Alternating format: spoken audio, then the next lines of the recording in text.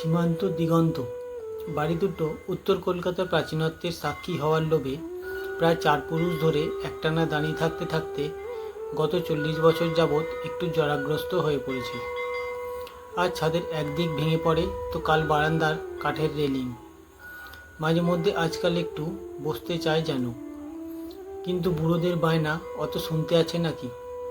তাই টুকটাক মেরামতির মলমপট্টির লাঠি হাতে দিয়ে হলেও ঠিক দাঁড় করিয়ে রাখা হয়েছে বাড়ি দুটোকে। কিন্তু শুধুই কি তাই? দুটো বাড়ির বসবাসকারী পরিবার আলাদা, তবে এই দুই পরিবারের পূর্বপুরুষরা হয়তোবা ছিলেন হরিহর আত্মা বন্ধু। বাড়ি দুটো বানানোর ধরনও তাই জন্য খানিকটা হরিহর আত্মা গোছের। পূর্বপুরুষদের সমস্ত সুখস্মৃতি আর একাত্মতার গল্প আজ সুদূরতম অতীত হলেও একটা কমন ওয়ালের দৌলতে সময়ের পলির তলায় চাপা পড়ে যাওয়া বন্ধুত্বের প্রতীক হয়ে আজও একই রকম রয়ে গেছে সীমান্ত আর দিগন্ত। তাই এক পক্ষের বাড়ি ভাঙলে দুপক্ষের একসাথেই ঘর ভাঙবে। ব্যাপারটা দুপক্ষের মতামত সাপেক্ষ, তবে মতামত নেওয়া বা আলোচনার কোনো পরিস্থিতি আর নেই আজ। চাপা ক্রোধ আর তিতকুটে দোষারোপের স্তূপে চাপা পড়ে দুই পরিবারের পথ আলাদা হয়ে গেছে বহু বছর যাবৎ। কিন্তু কেন?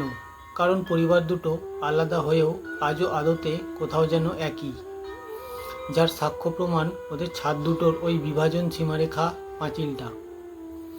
এই চরম ভগ্নদশাতেও যেটা সেই অমীমাংসিত বিবাদের রূপ নিয়ে আজও দাঁড়িয়ে আছে।